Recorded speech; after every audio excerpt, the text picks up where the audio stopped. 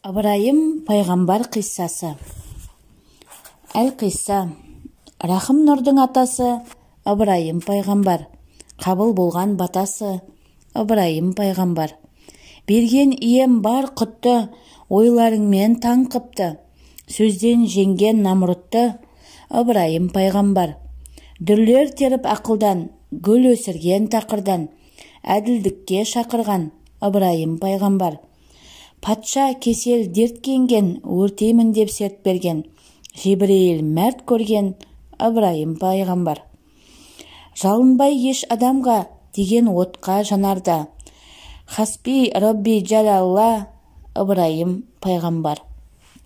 Разы болып Аллауған, өрттен сақтап қолдаған, Жасыл гүлзар орнаған Ыбырайым пайғамбар. Шымшық отын үрлепті, қасиетпен түр кетті, азап қайғы білмепті Ыбырайым пайғамбар. Қарлығаш су тасыған, бұлбұл жылап жасыған, кетпеген еш қасынан Ыбырайым пайғамбар. Тартып ұлдың азабын, бойын билеп азамың, шөлге апарған ажарын Ыбырайым пайғамбар.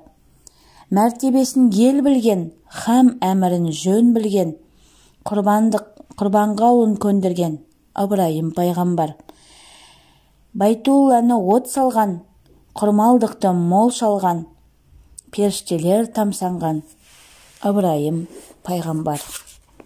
Ыбырайымның дүниеге келуі, Намрудтың патша болуы. Әл-Қисса ертеде Кинған деген патша болыпты. Оның әйелі ырым тыйымға салақ екен. Кеш батқанда далаға жалаңбас шығып, кірдің суын төгіпті. Өзінің аяғы ауыр екен деседі. Сол сәтте жынның шалығы тиіп, құрсақтағы балаға кесірі тиіп кетіпті. Сәби дүниеге келгенде аузы ошақтай, азуы пышақтай болған екен. Мұрнының тесігі үңгірдей, иегі сеңгірдей, кеудесі кетпедей, мұрны төбедей, күрек түсінің өзі кетпендей, кеңірдегінің тісі жүгі мен түйе өткендей үлкен бопты деседі. Құлағы қалқандай, екі беті сығымдалған талқандай, көздері терең зындандай екен. Сәуегелер баладан тезірек құтылуға кеңес берді. Патша көнеді, бірақ әйелі сәбиін өлімге қимайды. Оны қайыққа салып су ағызып жібереді. Нәрестені балықшылар тауып алады. Ол баланы асырап, оған Намруд деп ат қояды. Бала 13-ке келгенде қарақшылықты кәсіп етеді. Ел тонап, айналадағы жұртқа дүрбелең салады. Жанына өзі сияқты бас кесер, ұры қарыны жинайды. Жасағанының саны күннен күнге көбейе түседі. Кинған патша оны жазаламақ боп әскер бастап шығады. Намруд та өзіне қарай келе жатқан шеруді естіп, атқа қонады. Екі әскер бетпе-бет кездеседі. Намруд Кинған патшаны жекпе-жекке шақырады. Патша оны өзінің баласы екенін білмейтін. Айқас кезінде Намрудты жерге құлатып, мойнына кездігін тақаған кезде ғана ұлын танып қойды. Сәбиі дүниеге келгенде тілі жыланға ұқсас, айыр болатын. Ұлына қарағанда әкелік мейірімі оянды. Осы сәтті пайдаланған Намруд әкесінің жүрегіне қанжарын сұғып үлгереді. Кинған сұлқ түсіп құлайды. Намруд оның басын кесіп алып, өзін патшамын деп жариялайды. Басшысыз қалған әскер аттан түсіп, оның дәргейіне бас ұрады. Осылайша Намруд Бабылдың тағына отырады. Ыбырайымның дүниеге келуі. Ыбырайым есімі Рахымның атасы дегенді білдірді. Ол Рахым кім дегенге келсек, ол Мұхаммед пайғамбар Ыбырайым Халиулла Хазіреті Мұхаммедтің 25-ші атасы. Бір күні ұлық Алла Жибірейіл періштеге, досым Мұхаммедтің дүниеге келетін уақыты жақындап келеді. Бүгін таңсәріде ұйықтамай отырған момын пендемнің үстіне Мұхаммедтің нұрын шаш дейді. Жибірейіл ұйықтамай отырған тақуаны таба алмады. Тек бір дінсіз адам пұт жонып отыр екен. дейді. Құдай қайта жіберді. Бұл жолы да таба алмай оралды. Дүниені шарлады. Әлгі дінсізден басқа ояу отырған бір адамды кездестіре алмады. Бәрі ұйқыда. Олай болса, соның үстіне шаш дейді Тәңірі тағала. Ұйықтамай пұт жонып отырған Ыбырайымның әкесі Азар еді. Бүкіл періште сәждеге құлап, «Уа жаратқан, бұл адам салған, саған емес, пұтқа табынады. Кейінгі адам ұрпағы өздерінің көп құдайлықтың шырмауынан қалай шығарып алады» деп зар еңіреді. Жаббар хақ оларға: «Мен шебер Алламын. Бір істі бастасам, ақырын әуелден көріп, біліп тұрамын. Азардың ұлын жетіге жеткенде сүндеттейсіңдер. Бұл оның бір құдайға табынушы екендігін айғағы болсын. Одан тараған барша үмбет сол сүндетті ұстансын.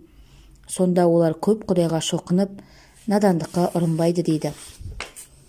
Жебірейіл періште қайта айналып келіп, нұрды Азардың беліне шашты. Ұзамай Ыбырайым есімді бала дүниеге келді. Намрұттың түс көруі.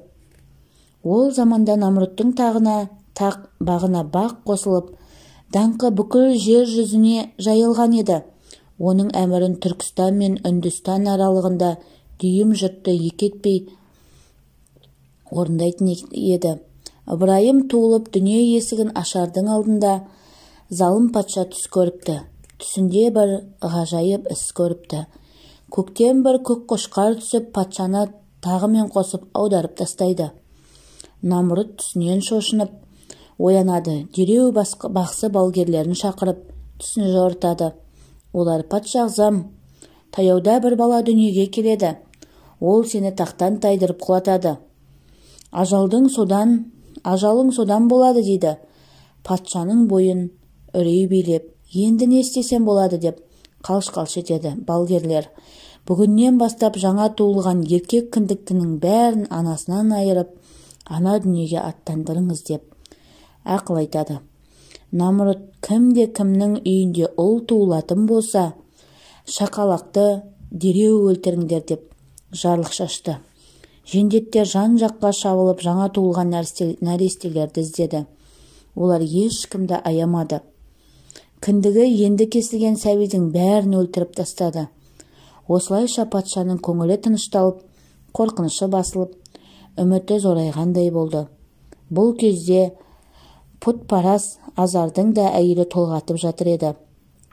Әйелі ұл туғанда ол қорқып кетті. Дереу ағаштан бір пұтты жасады да ұлын соның ішіне жасырды. Жендеттер мұнда да жетіп келген еді. Олар пұтқа табынып отырған екі бейбақты көрді де кетіп қалды. Жендеттер кете салысымен қатыны екеуі пұтты құшақтап қаладан қашып шықпақшы болды.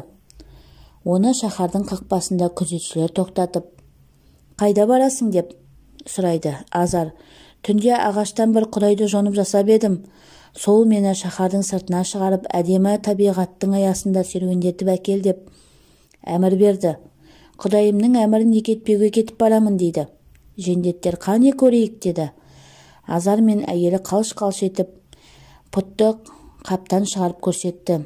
Жендеттер оны ұстамақ болғанда, Құдайдың құдіретімен пұт оттай қызарып, саусақ тигізбестей ысып кетті. Жендеттердің қолы күйіп шырпыр болды да қалды. Азар пұтты қайтадан қапқа салып жатып: «Әне, сендерге пұт құдаймен серуенге кетіп барамыз деп ескерттім емес пе? Ол сендердің надандықтарыңнан күйініп, ашудан денесі ысынып кетті» деп солай дейді. «Тезірек жібермесеңдер, дәл қазір сендерді бала шағаларыңмен қосып өртеп жібереді» деп қорқытты. Жендеттердің жаны қалмай жата қалып жалбарынды: «Ойбай, бізді өртеп жібермесін. Құдайың біздей наданды кешірсін. Қаласаң біздің атымызға, арбамызға мініп серуендеңдер» деді. Азар мен әйелі пұтты арбаға жайғастырып тауға қарай беттеді. Таудан бір үңгірді тауып, сол жерге тоқтады. Нәрестесін алып, үңгірдің ішіне кірді. Анасы сүтке әбден тойғызды да, бір қойтастың үстіне жатқызып кетті нәрестесін. Әкесі пұтты тігінен қойып, оған жалбарынды да: «Менің баламды аман сақта. кеш бата шаһарға кіріп келе жатқанда күзетшілер тоқтатып, әлгінде алып шыққан пұтың қайда дейді. Азар: серуендетіп жүредік, бір кезде көкке ұшып кетті деді. Күзетшілер имандай сеніп, о құдірет-ай деп таңғалып жатты. Ертесіне таңертең Азар мен әйелі тағы да тауды бетке алды. Күзетшілер тоқтатып, қайда барасыңдар деп сұрайды. Түнде тағы бір пұтты жасап едім, ол да серуендеп келуді қалайды дейді Азар. Күзетшілер жібере салады.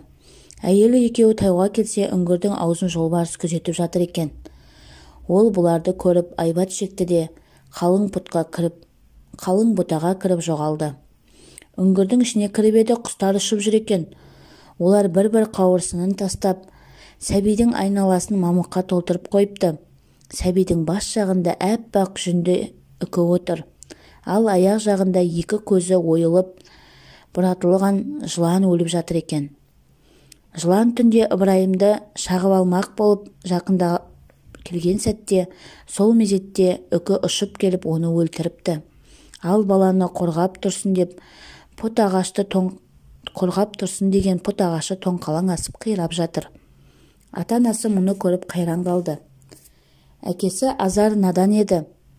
Ол жыланмен төбелесіп, қаһармандық ерлікті пұт жасады деп ойлады. Жалма-жан оны тіктеп қойып, жалбарынып жатты. Шешесі ұлын бауырына алып емізе бастады. Осылайша күйеуі мен әйелі күнде пұтты қыдыртамыз деп алдап баласына келіп тұрды. Ыбырайым 7 жасқа дейін үңгірдің ішінде тұрды.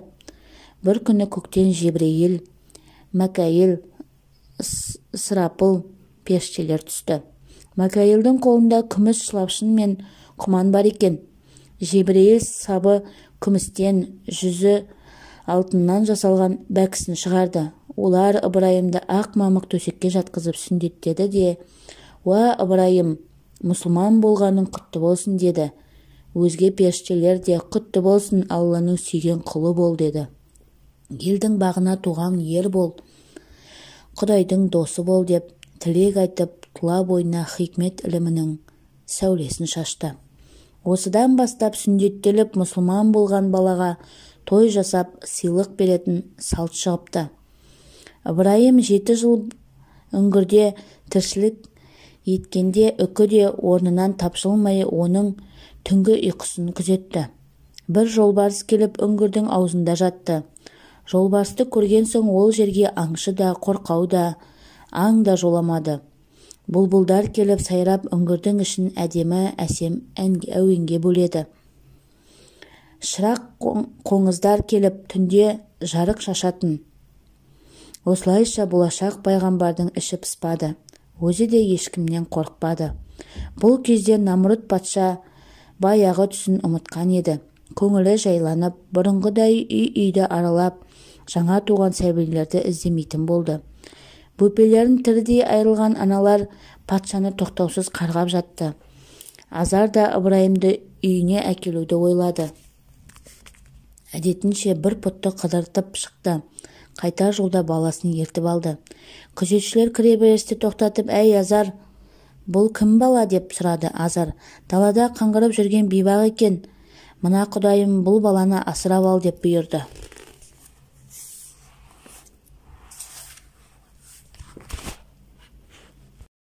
«Қайтемін енді, айтқанын қылмасам, мені өртеп жіберуі мүмкін» деді. Күзетшілер имандай сеніп жол берді. Азар баласын үйіне келген соң елді шақырып той жасады. Ыбырайымның Тәңірді іздеуі. Бір күні Ыбырайым шешесіне: «Апа, мені кім жаратты?» деп сұрайды. Анасы: «Көкең жаратты» деді. «Көкемді кім жаратты?» «Оны Намрұт патша жаратты». «Намрұтты кім жаратты?» «Оны пұттар жаратты». «Ал пұттарды кім жаратты?» «Пұттарды сенің көкең Азар жаратты». «Пұтты көкем жасаса, ол көкемді қалай жаратқан?» деп еді. Шешесі тығырыққа тіреліп қалды. Сосын ұрсып берді. «Ондай нәрсені сұрай берме. Діннен шығып пұттардың қарғысына қаласың. Қарғыс алма, алғыс ал» дейді. Ыбырайым далаға жүгіріп шығып, көк шөптің үстіне жата кетті. Шалқасынан көкке қарап жатып, мүмкін мені күн жаратқан шығар деп ойлады. Бірақ ол қалай жаратуы мүмкін? аспаннан тастап жіберді ме, әлде нұрын жіберіп айуаннан адамға айналдырды ма? Не болса да күнге жағынып, оған құлшылық ете берейін деп, енді ыңғайлана бергенде күн ұясына батты да кетті. Ыбырайым күн құдай емес екен, құдай болса қараңғылық батпауы керек еді, деп ой түйді. Бір кезде аспанда ай жағып, жұлдыздар қаптады. Сүттей аппақ ай жымыңдаған сұлу жұлдыздар оның ой санасын тылсымға қарай қызықтырып тарта берді.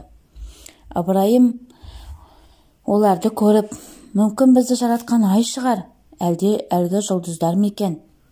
Мені қай жұлдыз қалай жаратты екен деп тағы да басын қатырды. Таңертеңге дейін ұйықтамай ой шайқай берді. Таңға таман ай да ғайып болды.